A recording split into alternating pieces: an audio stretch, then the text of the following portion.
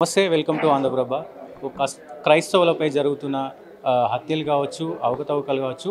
క్రైస్తవులపై మొన్న ఏదైతే advocate Israel పైన జరిగిందో తెలంగాణలో, నిన్న ఏదైతే ప్రవీణ్ గారిపై ఏదైతే దాడి జరిగిందో, ఆ దాడియా లేకపోతే యాక్సిడెంటల్గా జరిగిందా, చాలా అనుమానాలు అయితే ఈ తెలుగు రాష్ట్రాల్లో పెద్ద సెన్సేషనల్ అయింది. సో మాట్లాడదాం. అన్న చెప్పండి, అసలు ఇది పొద్దున జరిగితే సాయంత్రం వరకు ఎలాంటి ఇన్ఫర్మేషన్ లేదు, ఎట్లా చూడొచ్చు? నేను ఏమంటానంటే, ఏదన్నా విషయం జరిగినప్పుడు ఈ రాష్ట్రంలో తెలంగాణలో ఆంధ్రలో కానీ ఇమ్మీడియట్గా 100 కొడితే పోలీసు వాళ్ళు వస్తారు. అక్కడ దర్యాప్తు జరుగుతారు, పోలీసు అక్కడ సీన్ ఆఫ్ అఫెన్స్ దగ్గర పోలీసులు వస్తారు, దాని మీద ఎఫ్ఐఆర్ చేస్తారు. కానీ ఆ సంఘటన జరిగిన తర్వాత ఉదయం నుంచి రాత్రి 8:30 వరకు కూడా కనీసం ఎఫ్ఐఆర్ చేయలేదు. ఎందుకంటే మాకు వచ్చిన డౌట్ల ప్రకారం, అక్కడ చెప్పిన దాని ప్రకారం, అక్కడ ఆల్రెడీ అక్కడ అశోక్ కుమార్ గారు మాట్లాడారు, కేపాల్ గారు మాట్లాడారు, అక్కడ జాన్ వెస్లీ గారు మాట్లాడారు, అక్కడ ఉన్నటువంటి అందరు నాయకులు కూడా చాలా పెద్ద ఎత్తున 10 నుంచి 10,000 15,000 మంది గుమిగూడినరు.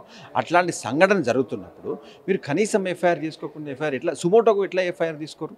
మీరు వాళ్ళు ఆల్రెడీ విషయం తెలిసినప్పుడు వారి కుటుంబ సభ్యులు కానీ, వాళ్ళ భార్య కానీ, వాళ్ళ అమ్మ కానీ, వాళ్ళ నాన్న కానీ ఆటోమేటిక్గా కింద పడిపోతారు. ఎందుకంటే వినర్ కూడా విన్నర్ కాబట్టి వాళ్ళకి ఆ ధైర్యం ఉండదు, మానసికంగా సరిగా ఉండరు. వాళ్ళు వస్తేనే కంప్లైంట్ తీసుకుంటామనేది నేనైతే ఎక్కడ చూడలేదు. మీరు ఆల్రెడీ జరిగిన దాని ప్రకారం సుమోటోగా తీసుకోవాలి, తర్వాత సంతకాలు పెడతారా ఏదైనా ఫార్మాలిటీస్ అనే తర్వాత కనీసం మా సీన్ ఆఫ్ ఎఫెన్స్ జరిగి అక్కడ క్లూస్ టీమ్ కానీ, అక్కడ జరగాల్సినటువంటి ఫార్మాలిటీస్ కానీ ఏది కూడా జరగకుండా ఒక అనాథ తిరిగా శవాన్ని పడేసి ఉన్నారు. అది మాకు సంబంధం లేదన్న విధంగా ప్రవర్తిస్తూ ఉన్నాం. మేము అడుగుతా ఉన్నాం, ఇట్లా జరుగుతానికి దీని వెనుక ఉన్నది ఎవరు? మీరు అక్కడ ఉన్నటువంటి ముఖ్యమంత్రి కానీ, అక్కడ ఉన్నటువంటి ఉప ముఖ్యమంత్రి కానీ మాటలు మాట్లాడతారు, పెద్దగా మాట్లాడతారు. మీరు ఎవరి సంతోషం కోసం చేస్తాను, ఎవరి కోసం అట్లాంటి క్రైస్తవుల మీద దాడి జరుగుతారు, క్రైస్తవుల హత్యలు జరుగుతాము. మేము ఖచ్చితంగా అక్కడ జరిగినట్టు పరిస్థితి చూస్తే అది హత్యనే ముమ్మాటికి. ఎందుకోసం అంటే ఆయన ప్యాంటుకు చిన్నది చినిగిపోలే, షర్టుకు చినిగిపోలే, కనీసం ఒక చిన్న స్క్రాచ్ కాలే బండికి. కానీ ఆయన లెఫ్ట్ చిన్ని మీద మొత్తం నుజ్జు అయిపోయింది. ఆయన అద్దాలు తీసి మంచిగా మడత పెట్టి మాస్క్ మీద పెట్టున్నాయి, ఆయన హెల్మెట్ తీసి పక్కన పడి ఉన్నాయి. కానీ ఆ పెట్రోల్ ట్యాంక్ మీద మాత్రం మొత్తం రక్తం పడిపోయి ఉన్నది. పోలీసులు ఎఫ్ఐఆర్లో కూడా వాళ్ళు పర్టికులర్గా చెప్తుంది ఏంటంటే ఇది యాక్సిడెంటల్ అనే చెప్తున్నారు. నేను ఏమంటున్నా, వాళ్ళకు అవసరానుగుణంగా ఎఫ్ఐఆర్ని క్రియేట్ చేస్తారు. మేము జరుగుతూ ఉంది పరిస్థితుల్లో మేము ఒక్కరు అబద్ధం చెప్తారు, ఇద్దరు అబద్ధం చెప్తారు, 1000 మంది 10,000 మంది అయితే అబద్ధం చెప్పారుగా. అక్కడ ఉన్న పరిస్థితి మాత్రం అట్లాగా లేదు. మీరు కావాలని ఎవరి కోసం పనిచేస్తున్నారు? మేము అడిగేది అదే. మీరు పోస్ట్ మార్టం మీ అధికారం మీ చేతిలో ఉంది, డాక్టర్లు మీ చేతిలో ఉండరు. మీరు పోస్ట్ మార్టం రిపోర్ట్ ఎట్లా అంటే అట్లా ఇవ్వచ్చు. నీ తిమ్మిని మమ్మీ చేయొచ్చు, మమ్మీని తిమ్మి చేయొచ్చు. మీరు అనుకున్న విధంగా పోస్ట్ మార్టం రిపించే అధికారం మీ చేతిలో ఉంది. హోంమంత్రి మీ చేతిలో వ్యక్తే, డాక్టర్లు మీ చేతిలో వ్యక్తే, ఎఫ్ఎస్ఎల్ రిపోర్ట్ ఎట్లా అంటే అట్లా చేయొచ్చు. కానీ అక్కడ జరిగిన పరిస్థితి మాత్రం దానికి సంబంధించి అది ఎట్లా కూడా కనెక్టివిటీ కనిపిస్తలేదు. అక్కడ ఆయన ఏ విధంగా ఏం యాక్సిడెంట్ అయితే ఒక ఆటోకో గుద్దుతాడు, ఒక బస్కో గుద్దుతాడు, లేదంటే ఒక లారీ కన్నా గుద్దుకుంటాడు, లేదంటే ఒక గోడ గుద్దుకున్న చచ్చిపోతాడు. కానీ అటువంటి ఆనవాళ్ళు అక్కడ లేవు కదా. మేము అడుగుతున్నది అది. అక్కడ అటువంటి ఆనవాళ్ళు యాక్సిడెంట్ జరిగిన విధంగా ఎటువంటి ఆనవాళ్ళు లేవు. కానీ ఓన్లీ అక్కడ చంపి పడేసిపోయినది. ఎందుకోసం అంటే ఆయన నెల రోజుల క్రితం నాకు థ్రెట్ ఉందని పోయి కంప్లైంట్ చేస్తూ ఉంటాడు. ఆయన బాహాటంగా చెప్పిండు, నా మీద థ్రెట్ ఉంది, నన్ను ఇబ్బంది పెడతా ఉన్నారు. కనీసం ఎక్కడ కూడా పోలీస్ కంప్లైంట్ కూడా తీసుకోలేదు. ఆయన మీద దాడి చేయాల్సిన అవసరం వేరే వాళ్ళకి ఏమవుతుంది? ఆయన మీద దాడి చేయాలంటే ఆయన ఒక ప్రసంగికుడు అండి. ఆయన ఏ విషయం మీద డిబేట్కి వచ్చినా మీరు చూస్తూ ఉన్నారు. ఇవాళ యూట్యూబ్లలో అవతల నేను ఏ మతం వాళ్ళని తీసుకోవట్లేను, అవతల మతం వాళ్ళు ఇష్టం వచ్చినట్టు క్రైస్తవ మతం మీద నిప్పులు పోసుకుంటాను, క్రైస్తవ మతం మీద. నిన్న ఒకరు మాట్లాడుతూ ఉంటారు, ఆయన తాగి బండి నడిపింటారు. అసలు ఆయన అటువంటి వ్యక్తిన? అసలు కనీసం చనిపోయిన వ్యక్తి మీద కనీసం జాలి లేకున్నటువంటి మాటలు మాట్లాడుతూ ఉంటారు. ఆయన డిబేట్లో కూర్చుంటే అవతల వ్యక్తులను చీల్చి చెండాడతారు. వాళ్ళు విషయం మీద అవగాహన లేకుండా, విషయంతో కొట్లాడే ధైర్యం లేకుండా, ఆ కోపం ఆవేశాలు ఆయన మీద పెట్టుకొని ఇట్లాంటి వాడు ఉండొద్దు, ఇట్లాంటి వానికి ఒక్కసారి శిక్ష జరిగితే ఇంకా మిగతా క్రైస్తవ నాయకులు పాస్టర్లు భయపడతారు, ఇట్లాంటి భయభ్రాంతులు క్రియేట్ చేయాలనే ఆలోచనతోనే ఆయన మీద జరిగింది. కానీ మేము అందరం అనుకుంటాం, ఎందుకంటే ఏ విషయం మీద వాగ్వాదం, చిన్న సంఘటనలు ఇలా చంపేస్తూ ఉంటారు. చిన్న సంఘటనలు ఆవేశం పోయొచ్చు. మీరు చాలా విషయాలు జరుగుతూ ఉన్నాయి. చిన్న 100 రూపాయల కోసం 50,000 లక్ష రూపాయల కోసం కూడా మాటలు జరిగేటువంటి రోజులు. ఇవాళ ఆయన ఇలా ఒక సమాజం కోసం కొట్లాడుతున్నారు. క్రైస్తవ సమాజాన్ని మీద వెనకేసుకొని కొట్లాడుతూ ఉండే అవతల వ్యక్తులతో వాళ్ళు తట్టుకునే శక్తి లేదు. వాళ్ళు మాట్లాడే అన్ని అబద్ధాలు అవి నిరూపిస్తూ ఉన్నాడు టీవీల ముందు, డిబేట్ల ముందు. అవన్నీ కూడా తట్టుకోలేకుండా ఎవరో ఖచ్చితంగా ఇది కావాలని చేసిన శక్తే. మినిస్టర్ కూడా మైనారిటీ ఉన్నారు కదా. నేనేమంటున్నా, హోమ్ మినిస్టర్ మైనారిటీ అయితే ముఖ్యమంత్రి ఎవరు? డిప్యూటీ సీఎం ఎవరు? ఇలా ముఖ్యమంత్రి ఎవరి కోసం పనిచేస్తూ ఉండు? బీజేపీ కోసం పనిచేస్తూ ఉండు. డిప్యూటీ సీఎం ఎవరి కోసం పనిచేస్తూ ఉండు? డిప్యూటీ సీఎం ఒకసారి భారత రాజ్యాంగం చెప్తాడు, ఒకసారి స్టాలిన్ అంటాడు, ఒకసారి లెనిన్ అంటాడు, ఒకసారి మదర్ తెరీసా అంటాడు, ఒకసారి సనాతన ధర్మం అంటాడు. ఆయన ఎవరి కోసం పనిచేస్తుండో ఆయనకు తెలియదు. ఆయన మీటింగ్లో కూర్చొని శిగమెత్తుతాడు. ఆయన ఎవరి కోసం పనిచేస్తూ ఉన్నాడు? ఆయన ఎవరి కోసం ఆంధ్రప్రదేశ్లో రాజకీయ అలజడి చేస్తానికి ఇది జరిగినటువంటి ఒక కారణం ఖచ్చితంగా ఆంధ్రప్రదేశ్లో ఎవరో కావాలని చేస్తున్నటువంటిది. ఎందుకంటే క్రైస్తవులు అంటే వాళ్ళు ఏమీ అడగలేరు, వాళ్ళకి ఎవరు వాళ్ళ రాజకీయ నేపథ్యం లేదు, వాళ్ళని చంపి పడేసి ఎవరు దిక్కు లేదు అని అంటారు. కానీ అట్లా లేదు. ఇవాళ తెలంగాణలో 25 లక్షల మంది, ఆంధ్రలో ఇంతకంటే ఎక్కువ ఉన్నారు. ఇవాళ ఎస్సీలు, దళిత క్రైస్తవులు, ఇవాళ ఎస్సీల 19% ఉంటే అందులో మెజారిటీ క్రైస్తవుల బాగా ఉంటారు. కాబట్టి ఖచ్చితంగా మేము అవకాశం వచ్చినప్పుడు చూపిస్తాం. ఇవాళ రాజకీయ లబ్ధి కోసం రాజకీయంగా క్రైస్తవులు వాడుకోవాలని ఇది హత్య చేసి కూడా యాక్సిడెంట్గా చూపిస్తూ ఉన్నారు. ఇజ్రాయెల్ అడ్వకేట్ గారిని హత్యపై ఏం చెప్తారు? నేను ఏమంటున్నా అంటే, ఒక అడ్వకేటు ఆయన ఎస్సీ ఎస్టీలకు చాలా మంది ఫీజు తీసుకోకుండా అడ్వకేట్ వృత్తి చేస్తూ ఉంటాడు. అలాంటి వ్యక్తి ఒక న్యాయం కోసం, అక్కడ జరిగిన సంఘటనలకు నేను పోట్లేను, ఎందుకంటే అలాంటి మాట్లాడుకోవటం బాగుండదు. ఒక వ్యక్తి కోసం న్యాయం కోసం కొట్లాడుతున్నప్పుడు ఆ న్యాయం కోసం కొట్లాడే అడ్వకేట్ని చంపేంత ధైర్యం ఇవాళ తెలంగాణ రాష్ట్రం వచ్చిందంటే నేను ఏమడుగుతున్నా, ఇలా కమాండ్ కంట్రోల్ ఉన్నది. ఆ కమాండ్ కంట్రోల్కు రాష్ట్రంలో ఉన్న సీసీ కెమెరాలన్నీ కనెక్ట్ అయి ఉంటాయి. ఇలా అక్కడ కూర్చోవాలి, ఎవరు కూర్చోవాలి? అక్కడ సంబంధించిన అధికారులు కూర్చొని దానికి దర్యాప్తు జరుపుతానికి కూర్చోవాలి. కానీ ఇలా ఏం జరుగుతోంది ఈ రాష్ట్రంలో?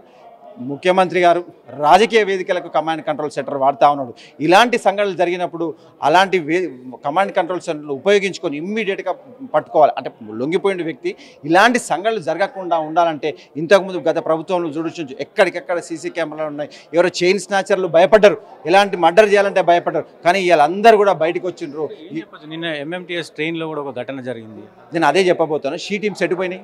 షీ టీమ్స్ అసలు జాడ లేకుండా పోయినాయి. ఎంఎంటీఎస్ ఘటనలో అసలు ట్రైన్లో అంతమంది ఉన్నప్పుడు వాడు బయట నుంచి వచ్చి చేస్తున్నారు అంటే షీ టీమ్స్ ఎటుపోయినాయి? ఇలా ఇప్పుడు ల్యాండ్ ఆర్డర్ ఎవరి కంట్రోల్ ఉన్నది? ఇలా ముఖ్యమంత్రి, ఇలా హోంమంత్రి ఎవరు? ఇక్కడ హోంమంత్రి ఆయనే, విద్యాశాఖ మంత్రి ఆయనే, 6 శాఖలకు మంత్రులు ఆయన. ఇలా పనిచేస్తానికైనా టైం ఎక్కడిది? ఒక మంత్రి 12 గంటలు పనిచేస్తేనే సరిపోదు. ఇలా 6 శాఖలు ఎట్లా చేయగలుగుతాడు? 6 శాఖలు దగ్గర పెట్టుకున్నాడు. ఇలా ఎవరికి అధికారం లేదు. ఒక్కటే మంత్రి చేయాలంటే ఇలా హోంశాఖ ఉంటే ఇలా సాయంత్రం వరకు రిపోర్ట్ వస్తూ ఉండే ఏం జరిగిన సమగ్ర విచారణ అన్నీ కూడా ఒకటే దగ్గర ముఖ్యమంత్రి దగ్గర పెట్టుకొని ఇలా దేశంలో ఇన్ని రోజులు 15 నెలలు 6 మంత్రులు లేనటువంటి ప్రభుత్వం ఏముందంటే ఇలా కాంగ్రెస్ ప్రభుత్వమే. కాబట్టి నేను అడిగేది, ఇలా మహిళలకు రక్షణ లేదు, అడ్వకేట్లకు రక్షణ లేదు. ఒక సామాన్యులు అయితే భయభ్రాంతులకు ఉన్నారు. ఇలా రాత్రిపూట బయటికి పోవాలంటే గుండె మీద చేసుకుని ఆడవాళ్ళు ఇంతకుముందు 10 సంవత్సరాల కన్నా మంచిగా పోతూ ఉండే, ఇలా రాత్రిపూట బయటికి తిరగాలంటే భయపడినటువంటి పరిస్థితి ఈ ప్రభుత్వం ఏర్పాటు చేసింది. అటు కూటమి కావచ్చు, ఇటు తెలంగాణలో కాంగ్రెస్ కావచ్చు, మీరు డిమాండ్ ఏంటి? ఇలా తెలంగాణలో కాంగ్రెస్ కావచ్చు, అక్కడ కూటమి, ఇవన్నీ కూడా బీజేపీ ఎజెండానే. ఈయన పార్టీ కాంగ్రెస్ పార్టీ ఎజెండా మాత్రం బీజేపీ ఎజెండా. అక్కడైతే డైరెక్ట్గా బీజేపీ ఎజెండా. మేము అనేది ఏంటంటే, మీరు ఏ ఎజెండానైనా కానివ్వండి, ఈ రాష్ట్రంలో మాకు భారత రాజ్యాంగం ఇచ్చిన దాని ప్రకారం మేము బతుకుతానికి, మేము జీవిస్తానికి మాకు హక్కు ఉంది. మాకు ఏదైతే చట్టాలు ఉన్నాయో ఆ చట్టాలను ఖచ్చితంగా ఉపయోగించుకుంటాం. మాకు రక్షణ కావాలి. ఇక్కడ ఏ సంఘటన జరిగినా, ఆంధ్రప్రదేశ్లో సంఘటన జరిగినా మా క్రైస్తవులు ధైర్యంగా గుండె మీద చేసుకొని ప్రశాంతంగా జీవిస్తానికి భారత రాజ్యాంగం ఇచ్చిన చట్టం మేము వాడుకొని మేము ప్రశాంతంగా ఉండాలి. ఈ రాష్ట్రంలో అభివృద్ధిలో మా భాగస్వామ్యం ఖచ్చితంగా ఉంది. క్రైస్తవులు మీరు విద్య, వైద్య అన్ని విషయాల్లో వాళ్ళే ముందుంటారు. సమాజ సేవలో ముందు ఎవరంటే క్రైస్తవులు ఉంటారు. వాళ్ళను వాడుకోవడానికి మాత్రమే ఉపయోగించుకుంటారు తప్ప వాళ్ళను రాజకీయ భాగస్వామ్యం చేయకుండా వాళ్ళని ఎంతసేపు వాడుకోవటం మాత్రమే, వాళ్ళని ఓట్ల కోసం మాత్రమే ఉపయోగించుకుంటారు తప్ప మా బాగోగులుగా మా రాజకీయ భాగస్వామ్యం లేకుండా ఈ ప్రభుత్వాలు చేస్తున్నాయి. కాబట్టి ఖచ్చితంగా రాబోయే రోజుల్లో మేము అందరూ కూడా అవగాహన కల్పిస్తాం. మనం మోసపోదు. ఒకసారి మోసపోయిన మళ్ళీ ఇలా మాకు ఉన్నంత ఇంతకుముందు ఏదైతే భారత రాజ్యాంగం ఇచ్చినటువంటి పదవులు, ఎమ్మెల్యే పదవిని తీసేసిండ్రు, ఎంపీ పదవిని తీసేసిండు. ఇదే ఎంపీ ఇప్పుడున్నట్టు ముఖ్యమంత్రి ఢిల్లీకి పోయి పీసీసీ ప్రెసిడెంట్గా ఉన్నప్పుడు పోయి ఇలా ఏదైతే ఎమ్మెల్యే పదవి ఇక్కడ రావాల్సిన పద్ధతి, కోటా ప్రకారం రావాల్సిన ఎమ్మెల్యే పదవిని వీళ్ళకు ఉండొద్దు అని పార్లమెంట్లో పోయి కంప్లైంట్ చేసి వచ్చిండు. ఇలా మళ్ళీ ఇక్కడికి వచ్చి క్రైస్తవులు కాంగ్రెస్ పార్టీకి అండగా ఉంటారు. క్రైస్తవులకు ఓట్లతోనే ఇలా పైకి వచ్చిండు. క్రైస్తవులు కాంగ్రెస్ పార్టీ 2 కళ్ళని చెప్పుకుంటారు, ఒకటి ముస్లింలు ఒకటి క్రిస్టియన్లు అని చెప్పుకుంటా ఇలా క్రైస్తవులకు ఉన్నటువంటి రాజకీయ భాగస్వామిని తీసేసి ఇలా నువ్వు మాట్లాడుతున్నావు. నేను ఏమంటున్నా, మొన్న డిసెంబర్లో ఒక ముఖ్యమంత్రి ఒక దళితులతో కూర్చొని భోజనం చేసేటట్టు పరిస్థితి లేదు. ఇలా అంత 10 సంవత్సరాలు కేసీఆర్ గారు ముఖ్యమంత్రి ఉన్నారు. ఆయన ప్రోగ్రామ్ అయిపోయిందంటే అందరితో, బిషప్లతో, క్రైస్తవ నాయకులతో కూర్చొని భోజనం చేసిపోతా ఉండే. కనీసం నువ్వు భోజనం చేస్తాను కూడా మేము పనికిరామని నేను అడుగుతా ఉన్నా. ఈ ప్రవీణ్ పగడాల విషయంలో రాజకీయ కుట్ర దాగిందని ఖచ్చితంగా దాగింది. నేనేమన్నా అక్కడ రాజకీయ పరిస్థితులు చూస్తూ ఉంటే అక్కడ భాగస్వామ్యం ఎవరితున్నది? ముఖ్యమంత్రి ఒకరు, డిప్యూటీ సీఎం ఒకరు, అక్కడ సామాజిక వర్గంగా వేరు. ఎవరి మీద దాడి చేస్తూ ఉంటారు? ఎవరి మీద దాడి చేస్తే రాజకీయ ప్రకంపనలు రేపెత్తాయి? ఎవరిని ఒత్తితే రాజకీయ ప్రకంపనలు రేపిస్తాయి? ఖచ్చితంగా రాజకీయ కుట్ర ఉన్నది. జరిగింది మాత్రం అక్కడ ఖచ్చితంగా యాక్సిడెంట్ కాదు. దీని వెనక ఎవరున్నారనే శిక్ష ఖచ్చితంగా బయటికి రావాలి. ఖచ్చితంగా బయటికి వస్తుంది. న్యాయం గెలుస్తుంది. తెలుగు రాష్ట్రాల్లోనే కాదు దేశవ్యాప్తంగా కూడా ప్రవీణ్ పగడాల గారి కేసు చాలా చర్చనీయాంశమైంది. సో నిజాలు తెలియాల్సిన అవసరం ఉంది. సో ఇంకా రిపోర్ట్ రావాల్సి ఉంది. సో మనతో పాటు గాలి వినోద్ కుమార్ గారు ఉన్నారు. ప్రొఫెసర్ సార్, ఈ కేసులో ప్రధానంగా తెలుగు రాష్ట్రాలనే కాకుండా దేశ స్థాయిలో కూడా సెన్సేషనల్గా మారింది. ఎట్లా చూడొచ్చు? అయితే నేను ఒకటే చెప్పదలుచుకున్నా ఈ సందర్భంగా, ఇవాళ ప్రవీణ్ పగడాల గారికి 3 గంటలు జరిగింది ఇన్సిడెంట్. అది ప్రభుత్వమే చెప్తుంది. 3 గంటలు జరిగింది, 12 గంటల దాకా మీరు ఎందుకు ఎఫ్ఐఆర్ నమోదు చేయలే? మీరు ఎందుకు క్లూ టీమ్స్ పంపలే? మీరు ఎందుకు అంతే కోట్లాది మంది అభిమానులున్న నాయకుడు, క్రైస్తవ సంఘాలలో అంటే అంత మంచి ఒక గొప్ప ఫాలోవరు, అదే ఒక హిందూ పూజారి మీద జరిగితే మీరు ఊకునేవాళ్ళు కాదు కదా. మరి ఒక క్రైస్తవ పూజారి మీద జరిగినప్పుడు మీరు ఎట్లా ఒప్పుకుంటారు? అందులో ఒక హోమ్ మినిస్టరు మీరు దళితురాలు అయి ఉండి ఒక దళితుడికి అన్యాయం జరిగితే నువ్వు ఎందుకు స్పందించలేదు తొందరగా? అంటే ఏంటి మీ ఉద్దేశం? ఏంటిది మీ ఉద్దేశాలు ఏంటిది? కాబట్టి ఇవాళ స్పష్టంగా దళిత క్రైస్తవుల మీద వివక్షత ఉన్నది. 2 రాష్ట్రాల్లో, తెలుగు రాష్ట్రాల్లో ఉంది. ఖచ్చితంగా నేను ఒకటే చెప్పాల్సుకున్నా, అసలు ఇన్ని కోట్ల మంది, దాదాపుగా అక్కడిక్కడ కలిపితే 1-2 కోట్ల మంది ఉంటారు క్రైస్తవులు, దళిత క్రైస్తవులు. మరి అంతమంది మీరు ఎందుకు ఒక రాజకీయ పార్టీ పెట్టుకోకూడదు? ముస్లిమ్స్ పెట్టుకున్నారుగా, వాళ్ళ మీద దాడులు జరిగితే వాళ్ళు ఒప్పుకోవట్లేదుగా. మరి మీ మీద దాడులు జరిగితే మీరు ఎందుకు సైలెంట్గా ఉంటున్నారు? ఏంటి ఈ జాప్యం ఏం చూడదు సార్? పొద్దున ఎప్పుడో జరిగితే సాయంత్రం దాకా కూడా అసలు పరిస్థితి పరిస్థితి గురించి మాట్లాడటం లేడు. ప్రాబ్లం ఏంటంటే నాయకుడే లేడు వాళ్ళకు. ప్రాబ్లం అది. ఇప్పుడు అదే గవర్నమెంట్ని దించే స్థాయిలో కనుక వాళ్ళు ఉంటే ఖచ్చితంగా భయపడేటోళ్ళు. ఆ పరిస్థితి అక్కడ లేదు కాబట్టి ఈ పరిస్థితి. కాబట్టి ఆ రకంగా ముందుకెళ్ళాలంటున్నాను నేను ఏమంటున్నానంటే, 1 కోటి మంది దగ్గర క్రైస్తవులు ఓటేసినప్పుడు వచ్చిన ప్రభుత్వం, ఎన్డీఏ ప్రభుత్వం అక్కడ, మరి మీకు ఎందుకు భయం లేదు? మీకు ఎందుకు బాధ్యత లేదు? అంటే వాళ్ళు దళితులు కదా, క్రైస్తవులు కదా, వాళ్ళు ఏదో బతుకుతారు కదా భూమి మీద, మనుషులు కూడా చూస్తలేరు. ఈ రాజ్యాంగం ఉన్నది ఎందుకు? ఇది క్రైస్తవులకు సపరేట్ రాజ్యాంగం ఉందా ఈ దేశంలో? ముస్లింలకు సపరేట్ రాజ్యాంగం ఉందా? హిందువులకు సపరేట్ రాజ్యాంగం ఉందా? ఒకటే రాజ్యాంగం ఉందా? చట్టం అందరికి ఒకటే ఉందా? లేకపోతే హిందువులకు వేరే యూనిఫామ్ సివిల్ కోడ్ అని బీజేపీ అంటున్నది. అందరికీ ఒకటే న్యాయం అంటున్నావు, ఒకటే చట్టం అంటున్నావు. మరి ఏది న్యాయమే? నువ్వు ఒక చట్టం అన్నావు, నువ్వు ఏది న్యాయమేది? ఒక రాజ్యాంగం అన్నప్పుడు ఈ రాజ్యాంగం ప్రకారంగా అందరికీ సమానమైన న్యాయం ఏది? మరి ఇది చర్చ జరగాల్సిన అంశం. ఈ కేసులో కూడా ఎఫ్ఐఆర్లో కూడా, అంటే ఎఫ్ఐఆర్ నమోదు చేసే సమయంలో జాప్యం జరిగింది. ఏదైతే పగడాలకు సంబంధించిన మనుషులు వస్తే కానీ ఎఫ్ఐఆర్ రిజిస్టర్ చేయమనే పరిస్థితులు కూడా అక్కడ ఉన్నాయి. సుమోటోగా ఒక ఇన్సిడెంట్ను పోలీసులు, అందులో ఒక ప్రజాదరణ నాయకుని పట్ల సుమోటోగా తీసుకునే అధికారం పోలీసులకు ఉంది. అది ఎందుకు చేయట్లేదు? దాని వెనుక ఎవరు ఆపుతున్నారు? సో ఈ ప్రవీణ్ పగడాలని హత్య చేయాల్సిన అవసరం వేరే వాళ్ళకి ఏమొచ్చిందంటారు? అంటే ఒక మతం అనేది చాలా సెన్సిటివ్ అంశము. ఆయన ఒక క్రైస్తవ మత ప్రచారకుడు, బోధకుడు. ఇంకొక హిందూ మతం వాళ్ళ థ్రెట్ ఉండొచ్చు ఆయన మీద, ఉన్నదని కూడా ఆయన చెప్పాడు. అట్లాగే ముస్లిం వాళ్ళ థ్రెట్ ఉందని చెప్పాడు ఆయన. మరి వీళ్ళ మీద నువ్వు ఎందుకు చర్యలు తీసుకోలేదు? ఆయనకు ఎందుకు రక్షణ కల్పించలేదు? మీరు ఎటు పోయినా పబ్లిక్ ఫిగర్కు రక్షణ కల్పించాల్సిన పోలీసులు ఎందుకు వైఫల్యం చెందారు? మీకు థ్రెట్ ఉందిరా బాబు అని చెప్పినప్పుడు మీరు ఎందుకు పట్టించుకోలేదు? అంటే మీ వెనుక ఎవరున్నారు? సో ఇవన్నీ కూడా చర్చనీయాంశాలే. కాబట్టి దీని వెనుక ఎవరున్నారు, దాని వెనుక నిజంగా యాక్సిడెంటా లేదా చంపించిర్రా అనేది అంతా దర్యాప్తులో తేలాలి. అందులో పోస్ట్ మార్టం రిపోర్ట్ వస్తే అన్ని అడ్వకేట్ ఇజ్రాయెల్ హత్య వెనుక సో ఎలాంటి, అంటే ప్రభుత్వం ఏమైనా నిర్లక్ష్యం చేస్తుంది? ఇప్పుడు క్రిస్టియన్స్ మీద దళిత క్రైస్తవులు అంటే ఇజ్రాయెల్ అయినా, ప్రవీణ్ పగడాలైనా, ఇంకెవరో అయినా దళితులు అంటే గింతే కదా అనే పరిస్థితి ఉంది. దళితుల పవర్ ఏందో వాళ్ళు కొట్లాడుకుంటారు కాబట్టి, మాలమాదిగల పంచాలు ఉన్నాయి కాబట్టి వాళ్ళు అసలు రియల్గా వాళ్ళు పవర్ చూపెడితే ఎవరు పవర్లోకి రారు. అది అమ్మాయినా, రెడ్డి అయినా, ఎల్మైనా ఎవరైనా రారు. కనిష్టంగా దళితులు, అందులో దళిత క్రైస్తవులు 80% వాళ్ళే ఉన్నారు దళితులలో. వాళ్ళకి కనీసం జనాభా లెక్కలలో వాళ్ళకి చోటు లేదు. ఇక్కడైనా అక్కడైనా క్రైస్తవుల పైన నిర్లక్ష్యం నిజంగా జరుగుతుంది. 200% నిర్లక్ష్యం ఉందంటున్నా. అందుకే క్రైస్తవులకు ఒక రాజకీయ పార్టీ ఉండాలంటున్నా, అందులో దళిత క్రైస్తవులకు ఉండాలంటున్నా ప్రధానంగా. సో కాబట్టి వాళ్ళకు ఉన్నప్పుడే, వాళ్ళు ఓడగొట్టే స్థాయికి ఎదిగినప్పుడే వీళ్ళు భయపడతారు. వాళ్ళ ప్రభుత్వాలు వాళ్ళని ఓడగొట్టే స్థాయిలో లేరు కాబట్టి వాళ్ళు పట్టించుకోవట్లేదు. సో ఆ స్థితికి తీసుకురావాలంటున్నాను నేను. వీళ్ళ ఆ స్థితికి ఎదగాలంటున్నా. అప్పుడే న్యాయం జరుగుతుంది. ఎట్లాంటి సంఘటన జరిగినా అప్పుడే న్యాయం జరుగుతుంది. ఆ దిశగా రానున్న రోజుల్లో క్రైస్తవులను ఒక రాజకీయ శక్తిగా మార్చడానికి నా వంతు ప్రయత్నం చేస్తాను. ప్రవీణ్ పగడాల అటు దేశంలో కూడా ప్రకంపనలు సృష్టిస్తుంది. ఇది హత్య, మర్డర్ అనేది కొంచెం సస్పిషియస్గా మారింది. సో దీనిపైన పెద్ద ఎత్తున చర్చ అయితే సాగుతూ ఉంది. ఆంధ్రాలో. సో మాట్లాడదాం సార్, ఇది ఎట్లా చూడొచ్చు? ఇది కొంతమంది హత్య అంటున్నారు, కొంతమంది ఏమో మామూలుగా యాక్సిడెంటల్గా జరిగింది అని అంటున్నారు. ఎట్లా చూడొచ్చు? ఇది కంపల్సరీ హత్య మాది. హత్య చేయటం జరిగింది. ఆ ఇన్సిడెంట్స్ని బట్టి మా పెద్ద మనుషులు అక్కడికి వెళ్ళటం, దాన్ని ఎంక్వైరీ చేయటం, దాన్ని చూడటం, దాన్ని బట్టి అది హత్య జరిగింది అని చెప్తున్నారు. ప్రవీణ్ పగడాల గారి హత్య ఒకవేళ నిజంగా హత్య చేస్తే హత్య చేయాల్సిన అవసరం ఏమొచ్చాయి? అంటే పాస్టర్స్ ఆయన సేవ చేస్తూ కూడా ఆయన ఒక డిబేట్స్ చేసేవాడు. ఆ డిబేట్స్ చేయటం కారణం ఏంటంటే ఆయన ఈ 3 గ్రంథాలు ఏవైతే ఉండేవో ఇండియాలో ఆ 3 గ్రంథాలు చదివిన వ్యక్తి. అది విశ్లేషించేవాడు. ఈ గ్రంథం ఇది చెప్తుంది, ఖురాను, భగవద్గీత ఇది చెప్తుంది, బైబుల్ ఇది చెప్తుందని చెప్పేటువంటి సందర్భం. దాని మీద కొంతమంది వ్యతిరేకతలు చెయ్యి ఈయన్ని చంపాలి చేయాలని థ్రెట్ చేశారు ఫోన్లో. నువ్వు ఇటు చెప్పొద్దు, ఇటు చెప్తే నీకు అది చేస్తాము అని చెప్పడం జరిగింది. అదే కోణం మనసులో ఉంది. ఒకటి ఆయన చెప్పాడు పబ్లిక్గా.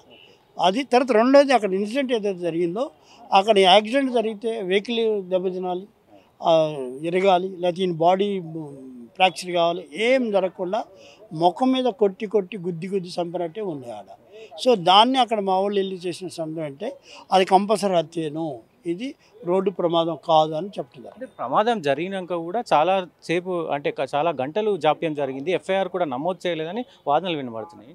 దానికి పోలీసులు ఏం చెప్తారంటే చాలా మీకు అర్థమైపోయింది ఇప్పుడు ప్రభుత్వం ఎంత ఇదో. అక్కడ జరిగిన సందర్భం ఇమ్మీడియట్గా పోలీసులు ఎంటర్ అవ్వటం, దాన్ని తీసుకెళ్ళి ఎఫ్ఐఆర్ చేయటం, సుమోటో కింద దాన్ని చేయాలి. అది చేయకుండా మా పెద్ద మనుషులు వెళ్ళి అడిగితే వాళ్ళు చెప్తారు పోలీసులు, మీ ఫ్యామిలీ మెంబర్స్ ఎవరు రాలేదు కాబట్టి మేము కేసే ఫైల్ చేయలేదు, ఎఫ్ఐఆర్ లేదు అంటారు. ఇది న్యాయమా?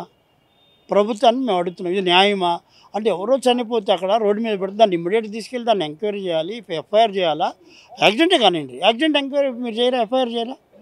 ఎవడు కొట్టాడు ఏంటి దాన్ని తీయాల్సిన అవసరం ఉంది కదా. మీరు అది ఏం చేయకుండా ఫ్యామిలీ మెంబర్స్ రాలేదు అందుకే మేము చేయలేదని ఈవినింగ్ 8:30 to 9:30 దాకా చేయలేదు. అంటే దీని మీ ప్రధాన ఉద్దేశం అంటే దీంట్లో రాజకీయ కుట్ర దాగుందని అనుకుంటారు? 100% దీని వెనకాల కొంతమంది కుట్రదారులు ఉన్నారు. వారు బ్యాక్గ్రౌండ్ నుండి చేసిన సందర్భం ఇది.